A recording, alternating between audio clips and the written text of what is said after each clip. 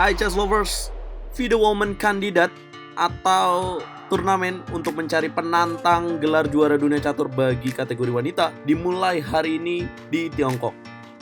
Yap, dua pecatur Tiongkok, Tan Zhongyi dan Li Tingjie memulai babak pertama. Buat kalian yang belum tahu, Tan Zhongyi mengalahkan Alexandra Gorchakina, pecatur asal Rusia, di babak semifinal, sementara kawannya Li Tingjie lawannya mengalahkan Anna Muzychuk dari Ukraina. Nah, mereka akan bertarung untuk jadi lawan Ju Wenjun, juara dunia catur wanita saat ini. Yap, Tan Zhongyi memulai dengan langkah pembukaan Inggris C4, pembukaan salah satu yang tertua di dunia. Kemudian hitam E5, putih D3, variasi King English variation dalam pembukaan Inggris. Gajah B4 dimainkan oleh Li Tingjie. Kemudian putih kuda D2, hitam C5. Putih kuda F3 mengincar pion E5, hitam kuda C6, putih G3, hitam D6, putih gajah G2, hitam kuda G ke petak E7.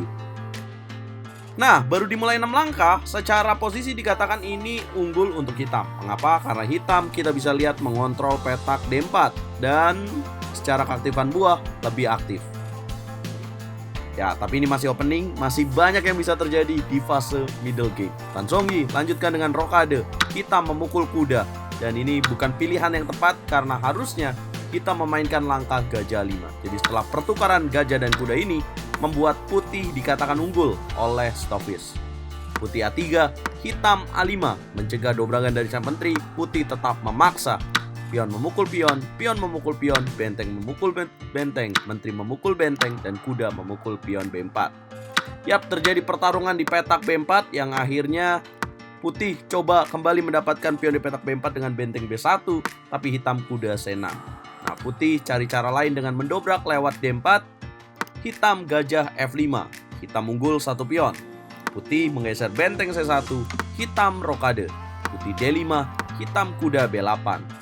Putih C5 coba menghancurkan pion di petak E5 dengan merusak pion di petak D6. Li Tingjie, pion D memukul pion, kuda memukul pion E5 dimainkan oleh putih. Yap, kita bisa lihat secara posisi hitam memiliki 2 pion promosi di sini. Yap, satu lagi tumpuk ya di petak B7. Putih juga punya pion promosi di petak D5. Nah, namun sayang Li Tingjie di langkah berikutnya menjalankan langkah F6 yang sedikit mengurangi keunggulannya. Harusnya di sini hitam memainkan langkah B6 untuk menjaga pion C5. Langkah F6 dimainkan, putih manuver kuda C4 mundur, hitam kuda D7, manuver kuda E3, hitam gajah G6, dan putih mendorong pion D6. Pion sebenarnya tidak hanya mendorong, tapi ini mengaktifkan ancaman diagonal dari gajah G2. Hitam Raja H7, putih kuda D5 menolak untuk makan pion di petak B7. Kenapa? Karena kalau gajah memukul pion B7, maka Li Tingjie sudah menyiapkan langkah menteri ke petak B8, yang artinya pion juga akan didapatkan kembali oleh Li Tingjie dengan mengambil pion di petak D6. Maka itu putih kuda D5, hitam menteri A8, putih menteri B2, menteri A6 hitam, putih kuda F4, hitam memukul pion D6. Putih kuda memukul gajah, raja memukul kuda, dan putih menteri C2. Hitam F5, putih benteng D1, hitam menteri E7. Ya, hitam mungkin unggul 2 pion, tapi posisi rajanya dalam posisi terekspos, dan itu yang dimanfaatkan oleh Tan Zhongyi. Kemudian dia memindahkan gajah H3. Hitam kuda E5, Tan Zhongyi menekan benteng D5. Kemudian hitam menteri E6. Ini merupakan langkah blunder, teman-teman, yang dilakukan oleh Li Tingjie dan harus dibayar mahal. Harusnya dia memainkan langkah C4 terus mendorong pionnya, dan 2 pion promosi ini akan menjadi titik kemenangan. Tapi dengan menteri E6, bisakah kalian tebak apa yang harus dimainkan oleh putih? Ya, menteri memukul pion C5 dong. Boom. Terjadi 2 ancaman, benteng mengancam kuda, menteri C5 mengancam benteng. Hitam kuda D7. Kalian pasti tahu apa yang harus dilakukan oleh putih. Benteng memukul kuda, menteri memukul benteng, menteri memukul benteng. 1 perwira putih dapatkan. Hitam Li Tingjie, menteri D1, gajah F1, hitam B3. Ya kan 2 langkah lagi pion promosinya akan jadi, bang. Tidak, teman-teman.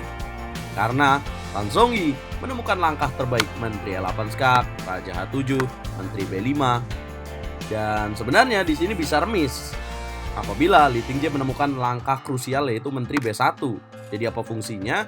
Supaya pion B2, karena di sini sedang dalam posisi pin, kalau putih Raja G2, hitam akan mendorong B2 dan ini akan promosi dengan ancaman Menteri E4. Apabila F3, maka akan ada Menteri C2. Jadi rajanya dalam posisi aman, tidak terkena skak. Namun karena Li Tingjie memilih langkah F4, putih akhirnya menang. Dengan jalan santai, terlihat hanya mengamankan gajah saja, tapi sebenarnya setelah pion F memukul pion Menteri D3, Li Tingjie menyerah. Jadi apa tujuan dari E3? Tujuannya adalah untuk mengadukan menteri. Nah, bagaimana jika langkah Menteri B1 dimainkan ya? Tetap aja Menteri D3 ya. Bagaimana jika Raja H8 seandainya dipilih oleh hitam, maka pion E memukul pion F4. Apabila Menteri B1, bisakah ceritanya akan sama? Maka ini sudah berbeda. Apabila B2, maka akan ada Menteri E8 Skak, Raja ke petak H7, dan putih akan gajah sempat. Jadi ada ancaman skakmat di sini, teman-teman. Ya, contoh apabila dilanjutkan Menteri C2, maka gajah G8, Raja H8, gajah ke petak F7, Raja H7, dan skakmat. Indah bukan? Nah, apakah akan ada juara dunia baru? Apakah Tan Zhongyi atau Li Tingjie yang akan berhadapan dengan Ju Wenjun? Dan kita tahu bahwa perebutan gelar juara dunia kategori pria juga sangat menarik karena ada wakil Tiongkok di sana, Ying Liren, yang akan berhadapan dengan Ian Nepomniachtchi di tanggal 7 April sampai 1 Mei nanti. Apakah akan ada 2 juara dunia dari Tiongkok? Apa prediksi kalian? Jangan lupa like, share, komen, dan subscribe. Follow TikTok RL Chess.